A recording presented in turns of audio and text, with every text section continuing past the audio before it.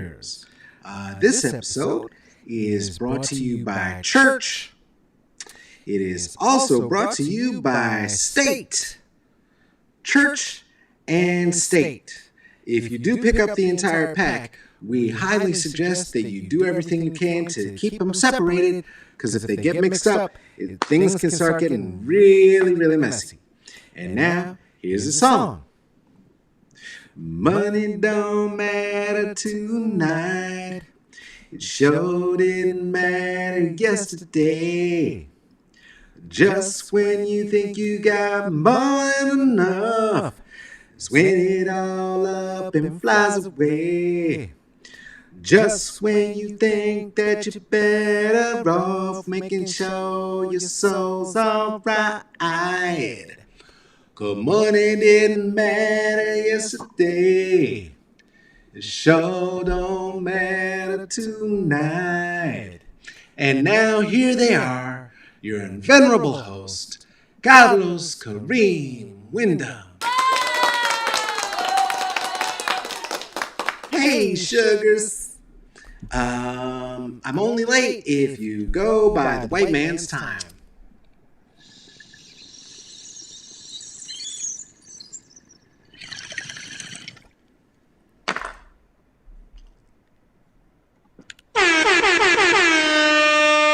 But that's how we know we're here. How's every little body and every little thing in the apocalypse today with you? Woo! Such a fun spin cycle that we're in. Before we get too far into it, we'll acknowledge that I'm running about 2 minutes, 3 minutes behind where I tried to. Apologies to anybody who may have been in any level of panic about that. I was resting. Part of what we're going to be talking about today. Have you yourself a warm bevy, hot bevy? Mine is coffee because I am an addict. Also, too, would like to let you know that the delish that we are tasting today, again, two flavors from Bloom. That is Bloom Dispensary here in Portland, Oregon. One is cannabis. They're both cannabis. One is Perp Flower. The other is Blueberry Muffins. And I was running late, so I didn't see what I packed just now. So, I'm going to be here on the Day of the Labors with Risa Reese, the one and only Risa Reese. We are going to be talking about comedy. We are going to be talking about what is comedy now? What do you do with stand-up in this day and age? We will also be talking about the work that they do in the community and continue to do, and what it means to be a black woman continually at the front lines of a world that gives a shit for black women.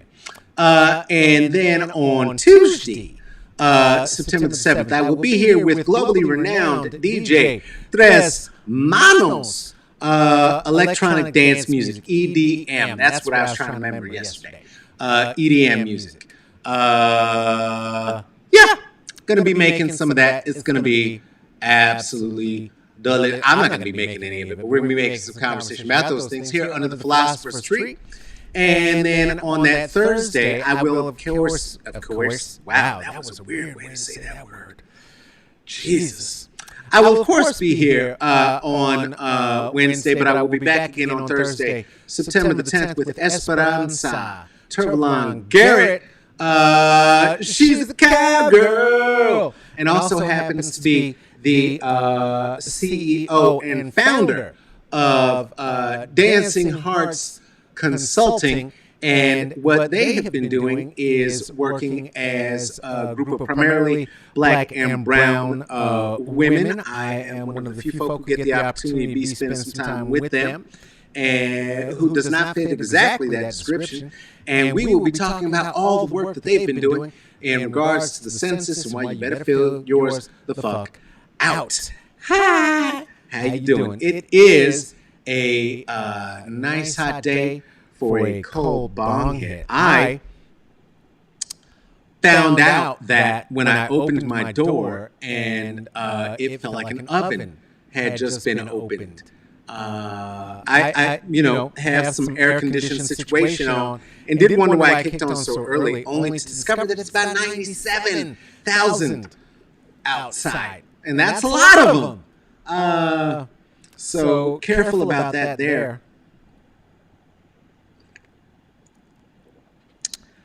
Last night, a day ago, 2 days ago, I started in our chit chat together talking about how it was a wonderful day because it was 0 days since an unarmed black person had been murdered by the police in the United States.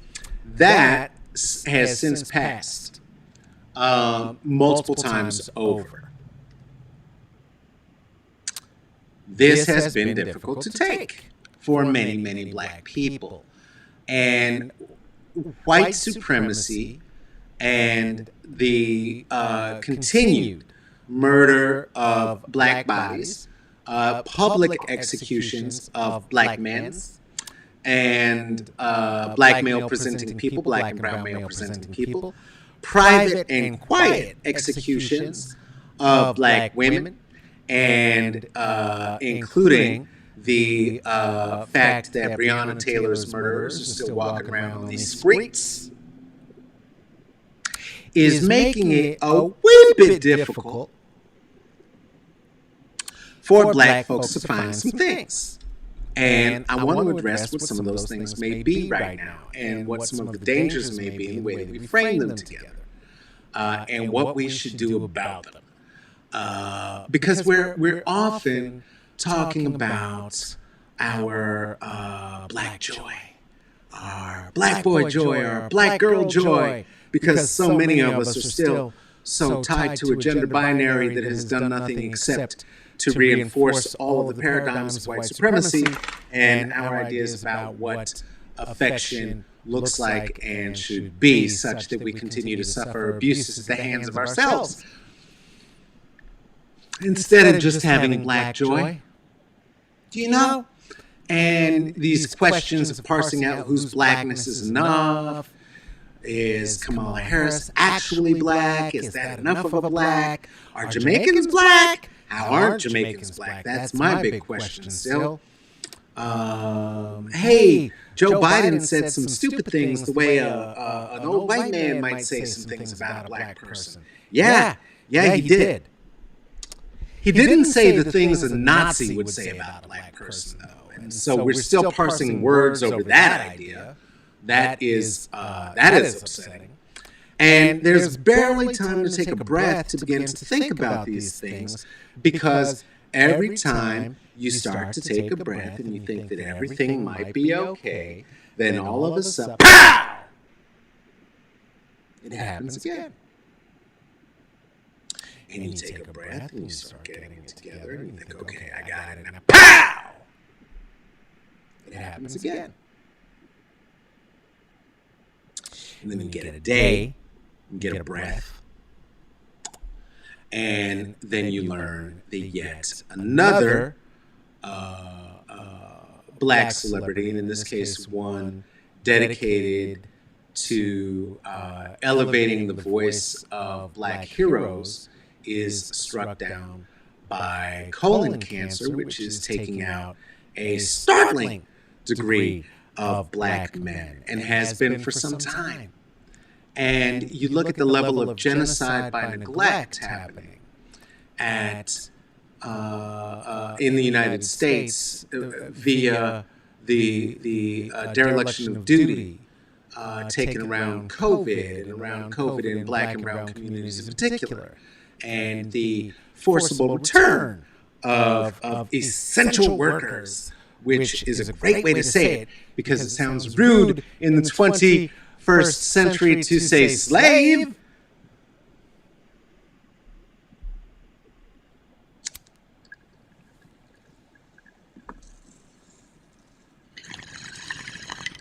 And it adds up, and it adds up, and it adds up. And last night I noticed I was particularly tired. I was able to distract myself through most of the day with work. No. This is not true. That was today. My God, that was today. That is today. I just woke up from another nap. Been finding myself needing a nap every day because the white supremacy just is on my eyelids. And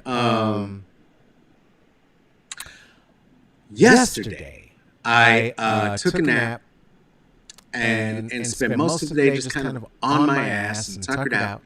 After listening to the news, we talked about that a little bit and trying to figure out how do I process living in a world where the Attorney General is saying out loud that he doesn't know whether or not it's legal to vote twice in certain states. Because the president, who he supports, suggested that he'd like his supporters to do it, to mail in their ballots and then show up and vote again in person. He said this at a convention rally, another super spreader event yesterday. And then his Attorney General tried to play dumb and act like he doesn't know what the rules are. And like there may be some states in which you could possibly have the right to change your vote after you've submitted it by mail or something, or you could vote twice, or you could change your vote after you voted. I'm not sure what he was trying to get at, which is amazing considering that is the top law enforcement officer in the land. Here's a holy shit moment as well. What just happened here? It's like the whole microphone stand just suddenly got erectile dysfunction. I don't know what that was. My apologies. My apologies. Okay. So anyway, all of that was on my brain, and so I took a little nap. And I woke up and I decided, this is too much. The world's too much. I'm going to take another nap after I watch a couple of shows. And this will be the long nap. Not the long nap. Not that nap. But the nap that I'm going to take until tomorrow. And it's going to be great. And so I watched a couple of shows with my boo. And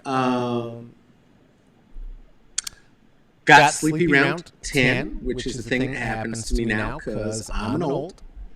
And also because the depression is creeping in. It's creeping in on all of us collectively right now. And as an empath, I feel it even when I don't feel it. And so I was like, okay, about 10 o'clock, time for me to pass that. I'm going to do it now.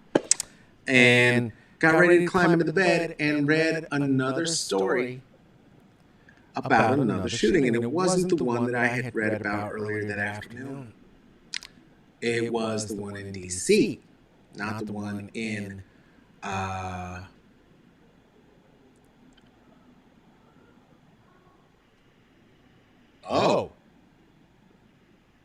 neighbor porn sex. Okay. And we're having a little bit of an echo. Gonna fix that as well. Because if we're going to have neighbor porn sex happening, we don't want an echo, do we? They may be able to hear me through the walls too, so they should know that this is going out live. But, you do what you do. Live how you live. Get your joy.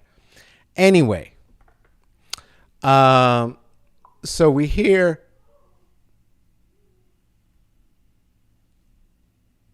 this story from Mr. Barr about how he doesn't know whether or not it's legal to vote in more than one place. And I read these things about the shooting in Los Angeles. I read these things about the shooting in D.C. and that folks are in the streets. And of course, it was also the 100th day here of protest in the street in the night. And with all of that combination of things in my subliminals, I said, well, fuck it. I'm going to sleep. Went to sleep. And then right around 3:30 in the morning, was woken up. My slumber was shattered when into my bedroom window crept red and blue lights, just kind of going like that. Just kind of going like that. And then from out in the streets, you could hear the familiar sounds of loudspeakers saying, "Get down on the ground." And I thought to myself, oh, that doesn't sound fun. And then it said, "Put your hands up and get down on the ground now." And then it got louder again. And this was about 3:30 in the morning. Well,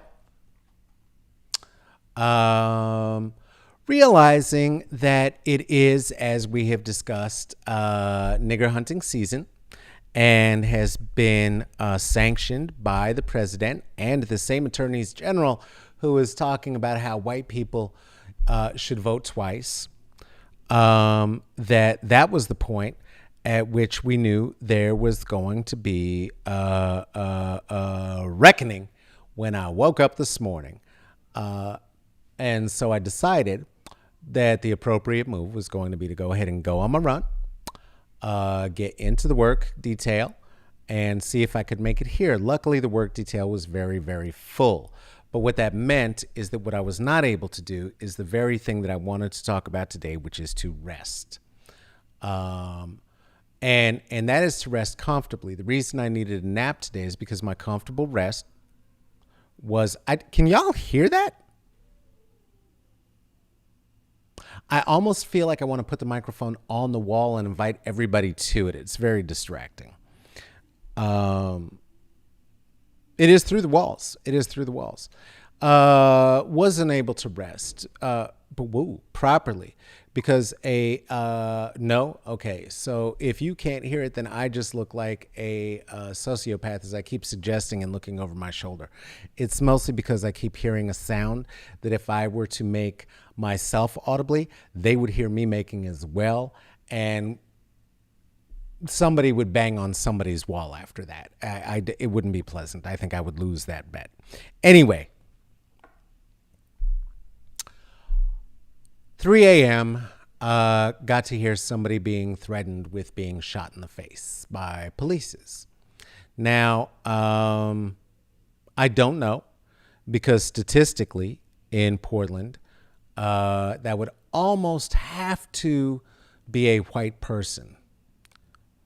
That said, statistically, with who the police hunt down, I could think that could be just about anybody. And I had to do the grossest thing in the world, which was to roll back over and go to sleep as best I could. Now, this was the third murder that I had woken up with, that I had in my brain within a period of about 9 hours, including 6 hours of very interrupted sleep. Then woke up this morning to see that the exoneration of some police across the pond, had happened. And that with that exoneration, there were people in the streets in Europe because a black man had been murdered by the police there, and the police people who murdered them had been acquitted. And that is how the morning started, which led me to reflect on the fact that I haven't had even a moment to mourn the passing of Chadwick Boseman, as I was alluding to prior, right?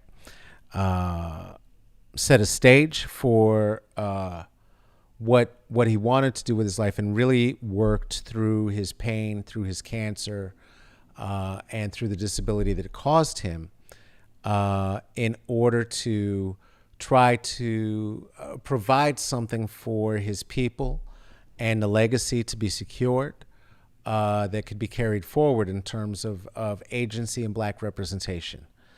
And I've been seeing a lot of people applaud him for doing that. And I'm glad.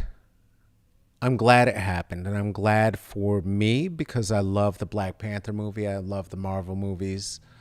But I am saddened deeply to know that at a time that this young man should have been focusing on his healing and or his passing, knowing that it was already stage 3 cancer, or fighting it if that were the choice, that we live in such an extractive white supremacist capitalist society that it would have been thought best by his people to just keep grinding, just keep producing, just keep having output, and to fight through that pain and to do so without saying anything about it.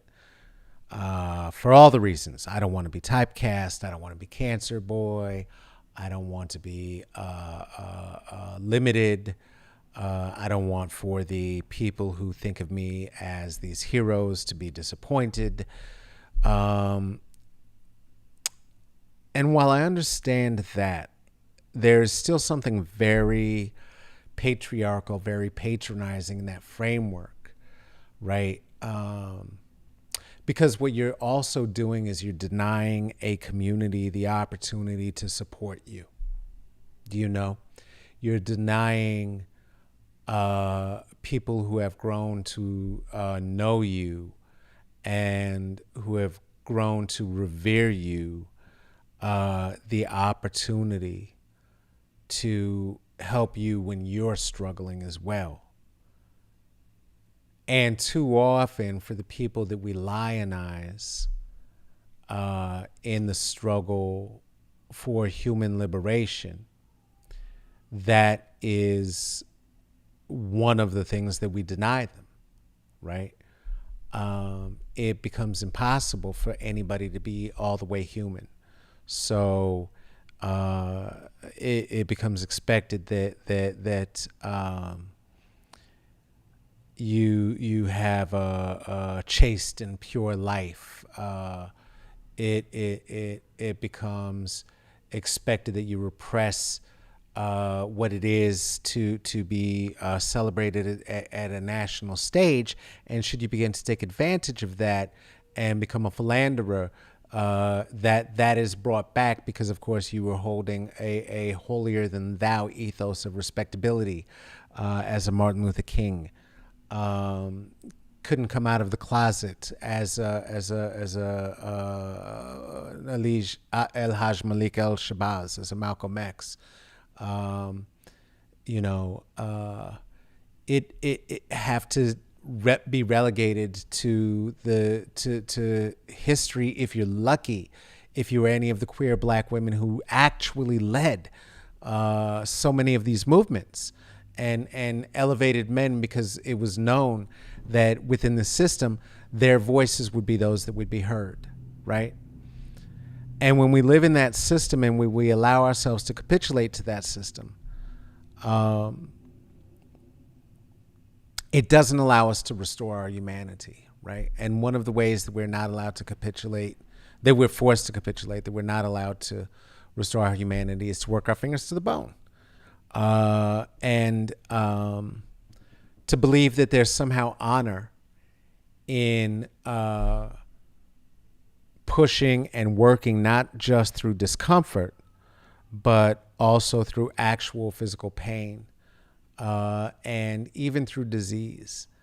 And so we end up celebrating Chadwick Boseman not for the virtues of his acting, of the characters that he created, of the human being that he was, because we didn't have the opportunity to know the human being that he was. And certainly that is his choice. It's the choice of anybody with an illness, with a disease, with a disability, hidden, visible, or invisible, right? But if we can't know them as a person, can we truly hold them as a hero, and more importantly, can we hold them as somebody who is part of the community, and can we help them to heal as well? Can we help them to be recognized? Can we give them their flowers while they're alive, not just in terms of awards, not just in terms of certificates and banners, but in terms of support and shows of support when we're ailing, when we're having a difficult time, when we are not succeeding, when it is painful to show up on set, when it is impossible to show up at work. Do we have space for the people who we think matter to us then, or is it that they only matter to us provided that they can give us something?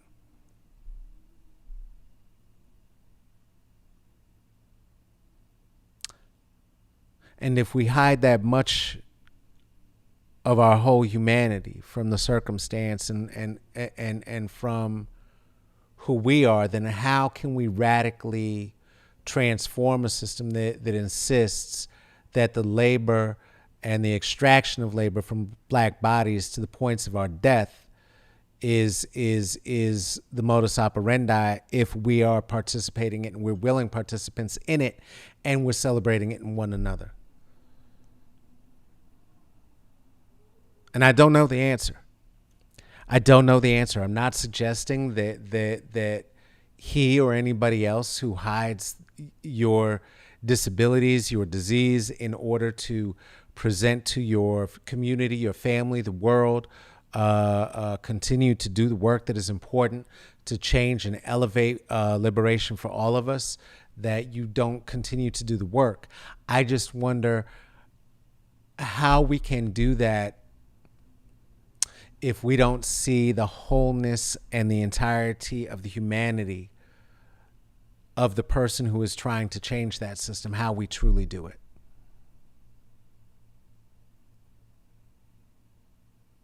That's part of why I began talking about my multiple sclerosis publicly, both in comedy and in very not funny moments like this. Ha!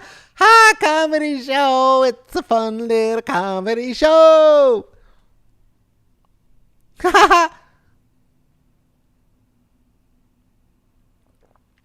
And I think it's a lot. It is a lot of why Arthur Ashe also chose not to, and talked specifically about not wanting to be the spokesperson of the poster child for AIDS when he was diagnosed, right? Because he had spent so much of his life being a hero of the civil rights movement by being a black person on the tennis court and setting the stage that allowed us to have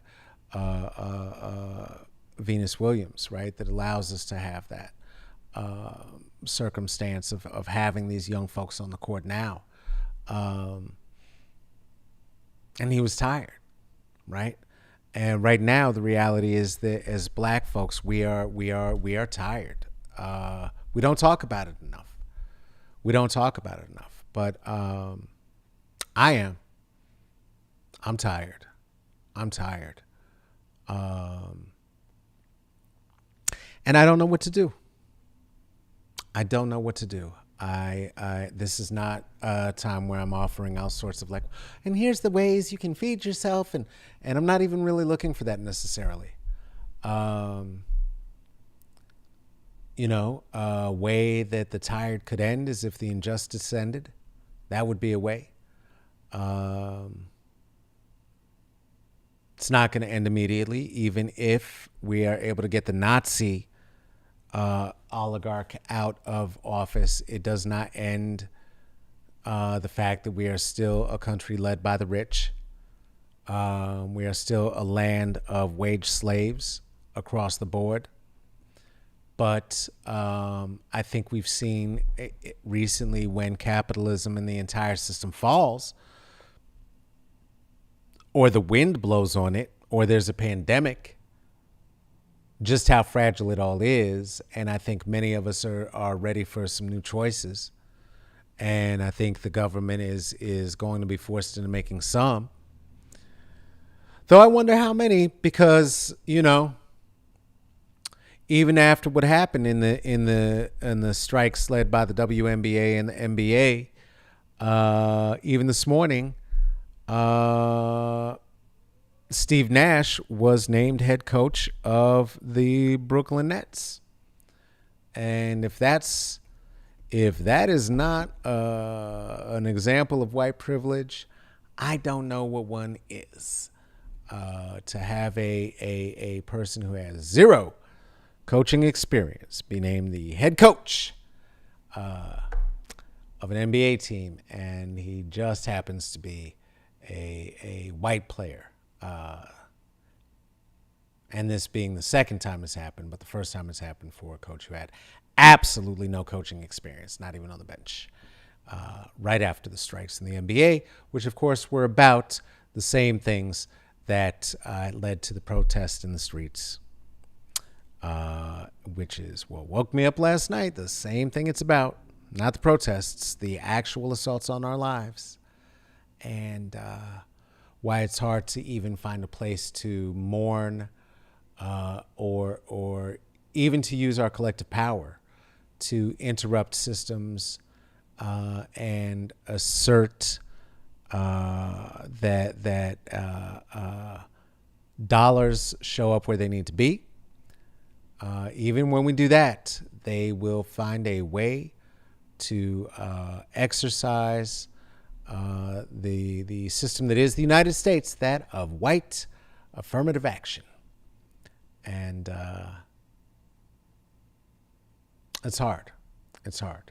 It's hard to find a place for solace, but equally hard to find a place to mourn, and to mourn loss, and not only the loss of the humanity of somebody who had become a hero to so many, but the loss associated with all of those who have lost their lives and whose blood runs in the gutters of the streets now because the police continue to hunt us down,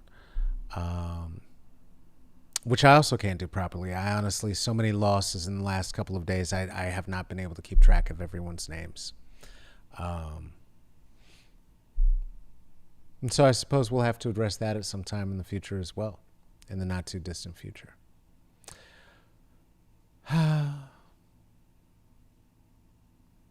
This last couple of days has been a blast.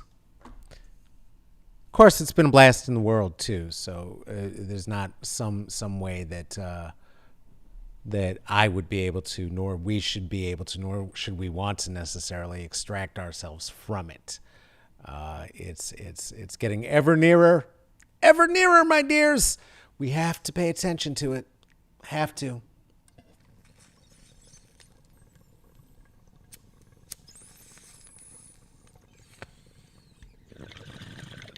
Well,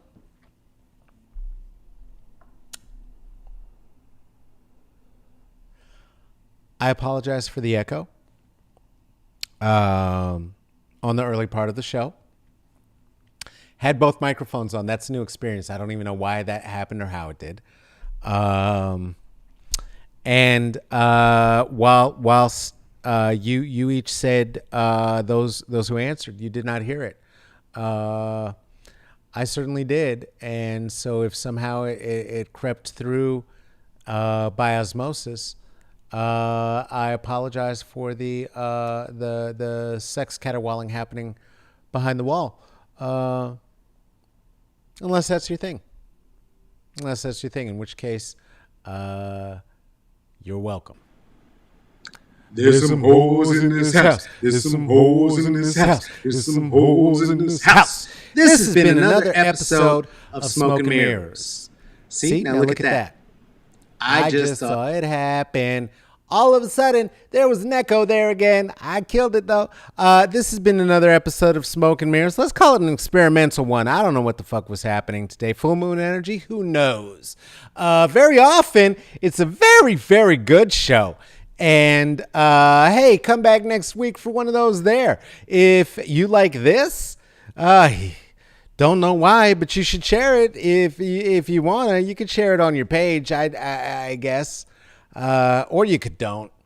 If you wanted to drop $5 on it, that would be super generous. And that could happen at any of the 3 places that you see right there: the Venmo, the Cash App, or the PayPal, each variations and spellings of Carlos Wyndham. Venmo at Carlos-Wyndham, Cash App at $CK Wyndham, PayPal /me.CK Wyndham.